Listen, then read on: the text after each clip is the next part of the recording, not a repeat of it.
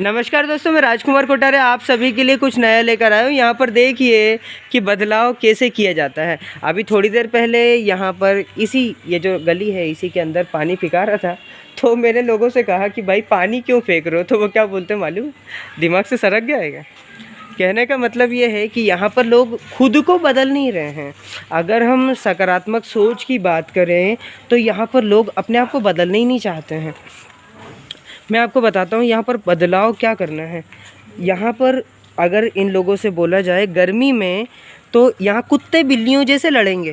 कहने का मतलब कि इनकी मानसिकता कैसी रहेगी, माफ़ करना ये शब्द यूज़ किया, लेकिन यहाँ पर बात वही है कि भाई अगर आप वास्तव में तकलीफ़ में आ जाते हैं तो आप खुद में बदलाव क्यों नहीं करते। आज अगर हम पानी बर्बाद करेंगे तो कल हम तकलीफ़ में आएंगे या नहीं। मैं आप लोगों से पूछना चाहता हूं दोस्तों, आज भारत सरकार ने हम लोगों के लिए ये पाइपलाइन की व्यवस्था की है, तो पाइपलाइन की व्यवस्था की है तो हम लोग अपने आप में बदलाव क्यों नहीं करते।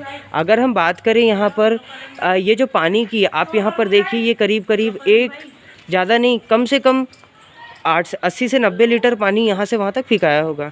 इसी प्रकार से इधर की ओर यहाँ पर देखिए, यहाँ नहीं कम से कम तो 15 लीटर से ऊपर पानी फेंकाया होगा। इसी प्रकार से देश के कोने कोने में जहाँ पर पानी बहुत ज़्यादा होता है वहाँ पर भी हम लोग बहुत ज़्यादा पानी बर्बाद करते हैं। मैं आप लोगों से बोलना चाहता हूँ कि भाई जब आप लोग गर्मी में परेशान होते ही हैं तो आज इस पानी को क्यों बर्बाद कर रहे हैं। मैं आप लोगों से बोलना चाहता हूँ कि भाई जब आप लोग वास्तव में इस प्रकार की मानसिकता से तकलीफ़ में नहीं है या मानसिकता से तकलीफ़ में नहीं है तो आप परेशान फिर क्यों होते हैं गर्मी में। मतलब कि दोस्तों अगर हमारे पास समस्या है तो हम उसके समाधान के पीछे क्यों नहीं भागते हैं, हम समस्या क्यों चिल्लाते हैं। जैसे मैं आपको उदाहरण के थ्रू समझाता हूँ। एक व्यक्ति है जिसका पेट दुख रहा है और उस व्यक्ति के द्वारा अगर ये चिल्लाया जाए पेट पेट पेट पेट पेट पेट पेट, तो क्या उसका समाधान निकल आएगा। मैं आप लोगों से पूछना चाहता हूँ कि अगर हम वास्तव में समस्या में हैं तो सबसे पहले तो हम लोग खुद को मानसिक विकलांगता के रोग से बाहर निकालें। अगर आप लोगों को लगता है कि हाँ हम लोग वास्तव में सुधरना चाहते हैं तो सबसे पहले अपने आप को मानसिक उत्पीड़न के भाव से बाहर निकालें। बात करें हम देश की और इस प्रकृति की, अभी कोरोना से हम सभी परेशान हैं। अभी कोरोना का एक और नया वेरिएंट आ रहा है, लेकिन इधर आओ, लेकिन यहाँ पर तकलीफ़ क्या हो रही है कि हम सभी के साथ जो है हम लोग बीमार रहना चाहते हैं लेकिन डॉक्टर के पास नहीं जाना चाहते हैं, उसके कारण को नहीं खोजना चाहते कि हम लोग बीमार क्यों पड़े। ठीक उसी प्रकार से इधर बेटा मोबाइल पकड़ लो। इसी प्रकार से अगर हम बात करें कोरोना की, तो कोरोना के लिए दोस्तों हम लोग ही जिम्मेदार हैं। कैसे? सबसे ज़्यादा प्रदूषण हम लोगों ने फैलाया। ठीक है, सब वीडियो देख लेना, उसमें जो है टाइमर देखना है ना। अगर हम बात करें लोगों की, तो यहाँ पर हमारे साथ तकलीफ़ क्या है कि हम लोगों ने पेड़ काटे, हम लोगों ने गंदगियाँ फैलाई, हम लोगों ने सबसे ज़्यादा प्रदूषित वातावरण को तैयार किया। जब हम लोग इस प्रदूषित वातावरण को तैयार करते हैं तो परेशान भी हम ही होंगे।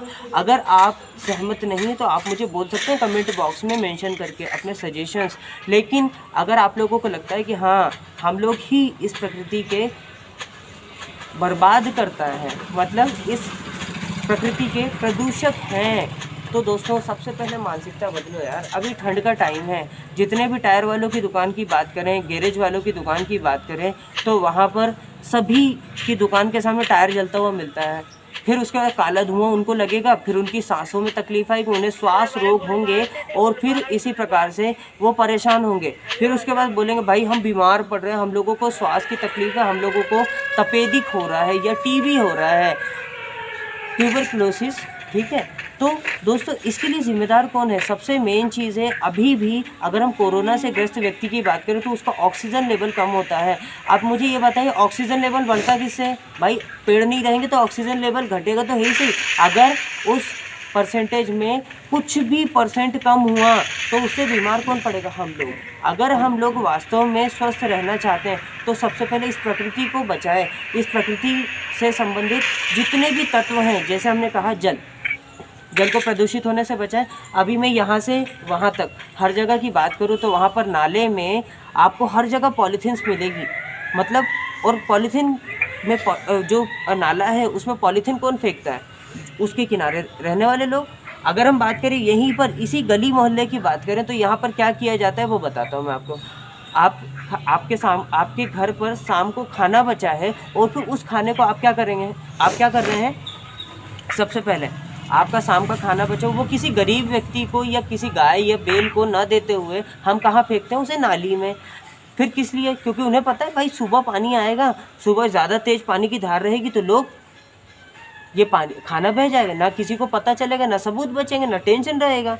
दोस्तों मुझे ये बताइए कि वो अन्न को बर्बाद करना क्या ठीक है?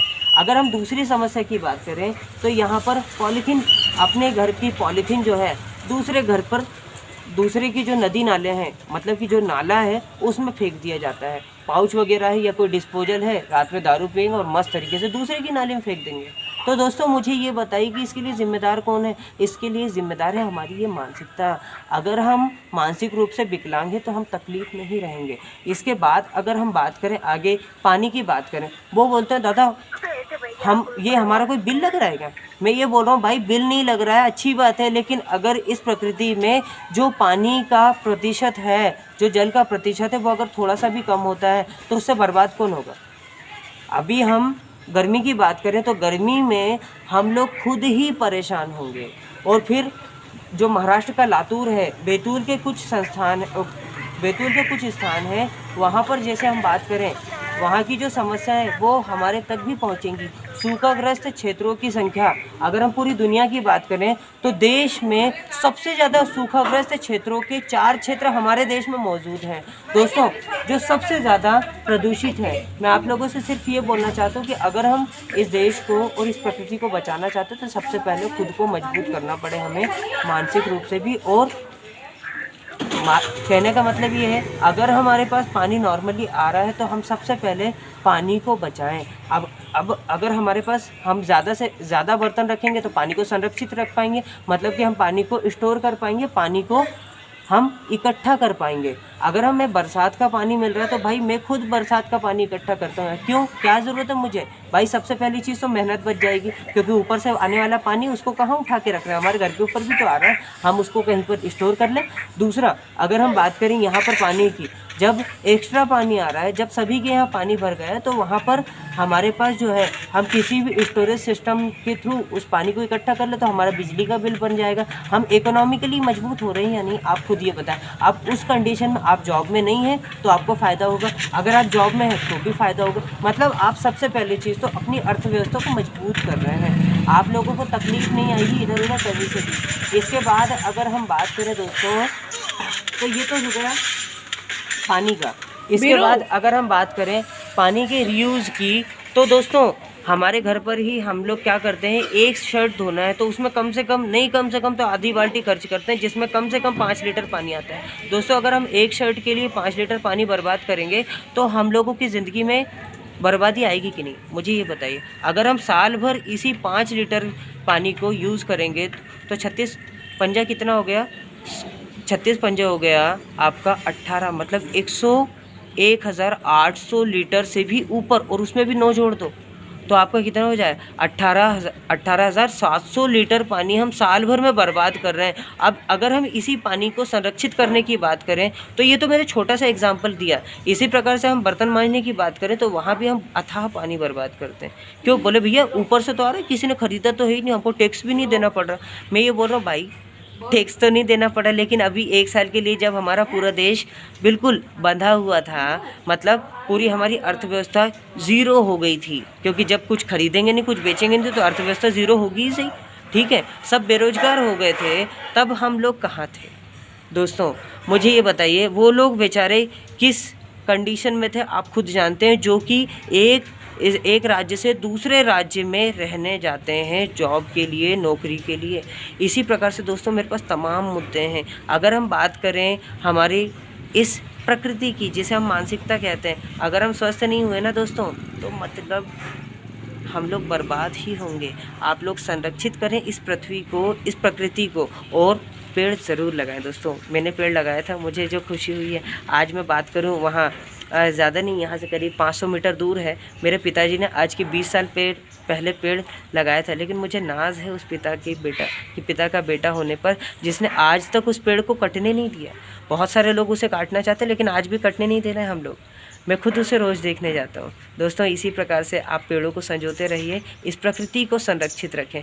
जय हिंद, जय भारत। इसी प्रकार के मुद्दे मैं लाता रहूँगा। अगर आपको लगता है कि हाँ, मुझसे बात करनी है, तो आप मेरा नंबर नोट कर सकते हैं 8085839565। हिंदी में बात करें तो 8085839565। अगर आपको लगता है कि मेरी आवाज़ बहुत ज़्यादा स्पीड लेकर के है, तो आप एक काम ये कर सकते हैं कि इसकी जो सेटिंग में जा कर के इसकी जो स्पीड है उसको कम कर सकते हैं। दोस्तों, मैं आप लोगों के लिए, अगर आप चाहते हैं कि आप मुझे सजेशन दें, तो आप मुझे कमेंट बॉक्स में अपना सजेशन दे सकते हैं, या मोबाइल नंबर के थ्रू। ये मेरा व्हाट्सएप नंबर भी है और ये मेरा मोबाइल नंबर भी, ये आज चालू भी हो जाएगा। मतलब व्हाट्सएप नंबर तो था ही सही, लेकिन आज से बात होना भी शुरू हो जाएगी। अभी तक बंद था क्योंकि यार दोस्तों, मेरे पास भी ज़्यादा पैसा नहीं है यार, पर मैं कोशिश कर रहा हूँ इस प्रकृति के लोगों को संरक्षित करने का, जिसे हम देश कहते हैं। जय हिंद, जय भारत।